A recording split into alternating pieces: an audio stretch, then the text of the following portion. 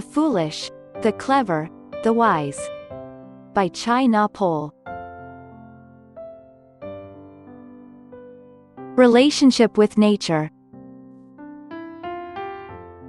The foolish try to control nature. The harder they try, the more they twist the fundamentals of life, creating a pathway toward disaster.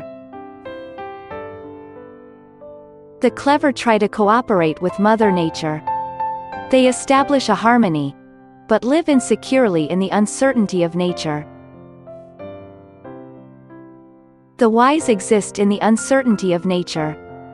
They recognize the natural power as it is, keep balanced awareness, and enjoy the power of nature.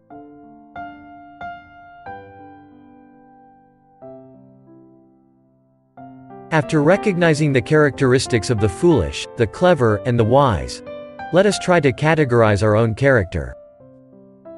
When we recognize ourselves, let us try to get rid of the foolishness and increase our cleverness. And then, develop the wisdom.